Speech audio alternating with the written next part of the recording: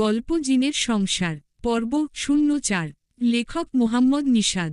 এই কথাটা বলে কবিরাজ চলে যান। কবিরাজ চলে যাবার পর জান্নাতের মা বাবা সহ সেখানে থাকা সবাই চিন্তায় পড়েন। একটা জিন জান্নাতের সাথে এমনটা করছে, কিন্তু জিনটাকে আদৌ কেউ দেখেনি, কখনো কারো সামনে আসেনি। সবাই বসে চিন্তা করছে, এমন অবস্থায় জান্নাতের চাচা বললেন, জান্নাতের চাচা, ভাইজান, কি করব এখন? জান্নাতের কি বিয়ে দিব নাকি এভাবে থাকবে কয়েকটা বছর? জান্নাতের বাবা, সেটাই ভাবছি, যে ছেলের সাথে জান্নাতের বিয়ে ঠিক করছি, ওরা বলে দিচ্ছে এই বিয়ে ওরা করবে না। জান্নাতের সাথে এসব অস্বাভাবিক ঘটনা ঘটছে, সেটা ওরা জেনে গেছে। জান্নাতের মা, তো এখন কি করবেন? আমি বলি কি এখন বিয়ের কথা না ভাবি? ওর বিয়ে দিতে চাইলে আবার না জানি কি উল্টো পাল্টা ঘটনা ঘটে। জান্নাতের বাবা, হ্যাঁ তাহলে এটাই ফাইনাল, আমরা জান্নাতের বিয়ে দিব না। এই বলে সবাই চলে গেলেন। জান্নাতও চলে গেলেন তার রুমে গিয়ে ভাবতে লাগলেন, আমাকে কোন জিন পছন্দ করে? আমি নিজেও তো ওকে কখনো দেখিনি, আমার সামনেও কখনো আসেনি। যাই হোক, একটু পর জান্নাতের বান্ধবী মিলি ওকে কল করেন। জান্নাত কল রিসিভ করতেই মিলি বলেন, জান্নাত, দেখা কর, কথা আছে। মিলির কথায় দুপুরবেলা জান্নাত চলে গেলেন মিলির সাথে দেখা করতে। মিলির সাথে দেখা হতেই মিলি বলল, মিলি, জান্নাত, এসব কি শুনছি তোর নামে? রাত হলে নাকি তুই হারিয়ে যাস, গতকাল রাতেও নাকি তুই বাস ছাড়েছিলি। জান্নাত, হ্যাঁ তুই ঠিকই বলছিলি, জানি না রে আমার সাথে এসব ঘটনা কেন ঘটছে। জানিস আজকে সকালে একজন কবিরাজকে নিয়ে আসছে। কবিরাজ কি বলছে জানিস? কবিরাজ বলছে একটা জিন নাকি আমাকে পছন্দ করে, ও এসব করছে আমার সাথে, আমার যেন বিয়ে না হয় অন্য কারো সাথে।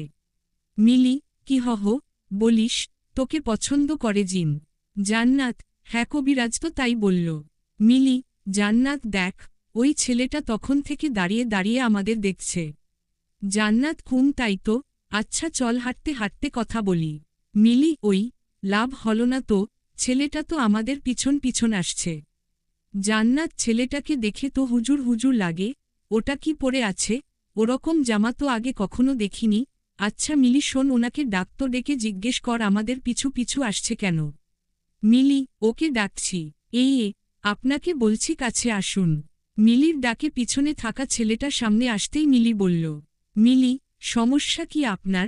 আপনি আমাদের ফলো করছেন, এখন আবার পিছন পিছন আসছেন। কিছু বলবেন কি? ছেলেটা, হ্যাঁ অনেক কথা বলবো, তবে আপনার সাথে না, আপনার বান্ধবীর সাথে।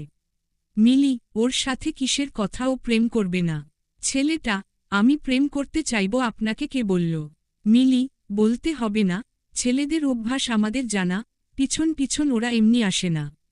ছেলেটা, আপনি একটু বেশি বুঝেন, নিজের ফোনের দিকে নজর দেন, কল আসছে ফোনে, কল রিসিভ করুন আর বাড়িতে যান, আপনার বান্ধবীর সাথে আমার কথা আছে।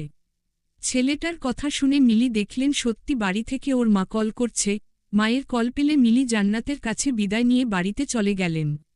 এদিকে মিলি চলে যাওয়ায় জান্নাত লজ্জায় মাথা নিচু করে বাড়ির দিকে যেতে লাগলেন। ঠিক সেই সময় ছেলেটা বললেন, ছেলেটা, জান্নাত দাঁড়াও, তোমার সাথে কথা আছে। জান্নাত, আপনি আমার নাম জানলেন কিভাবে? আর আমার সাথে আপনার কিসের কথা? আপনি কি আমাকে চিনেন? ছেলেটা, হ্যাঁ চিনি, অনেক আগে থেকে চিনি। জান্নাত, কিভাবে চিনেন? আমি তো আপনাকে চিনি না। ছেলেটা, পরিচয় দিলে তো চিনবে তাই না? আচ্ছা তোমার বিয়ের কি হলো? জান্নাত, সেটা আপনাকে বলবো কেন? ছেলেটা, জান্নাত তুমি অন্য কাউকে বিয়ে করো না, কারণ তোমাকে অনেক ভালোবাসি, আমি পছন্দ করি। জান্নাত, আপনার সাহস তো কম নয়, এতটা অধিকার নিয়ে আমাকে এসব বলার সাহস পেলেন কোথায়? ছেলেটা, অধিকার অনেক আগে পাইছি, তুমি জানো না আমার আসল পরিচয়। জান্নাত, আসল পরিচয়? কি আসল পরিচয় বলুন তো, কে আপনি? ছেলেটা, বলতে পারি, তার আগে বলো আমার কথা কাউকে বলবে না। জান্নাত, কেন, বললে কি হবে? ওকে ঠিক আছে বলবো না, এখন বলুন কে আপনি? ছেলেটা, আমার নাম সারফারাজ, আর আমি মানুষ নই, আমি একজন জিন। আর যে সে জিন না, আমি সেই জিন যে তোমাকে পছন্দ করি, আমি সেই জিন যে কিনা তোমার অন্য কোথাও বিয়ে আটকাতে তোমাকে রাতের বেলা তুলে কখনো বাস ছাড়ে কখনো কবরস্থানে রেখে আসি। সারফারাজ জিনের মুখে কথাগুলো শুনে জান্নাত ওর দিকে তাকিয়ে একটা চিৎকার দিয়ে বাড়ির দিকে দৌড় দিলেন। এদিকে পিছন থেকে সারফারাজ জিন ডাকতে লাগলেন, জান্নাত দাঁড়াও, ভয় পেও না। দাঁড়াও, কিন্তু সারফারাজের কথা না শুনে পিছনে না তাকিয়ে এক দৌড়ে বাড়িতে চলে আসলেন জান্নাত। তারপর নেক্সট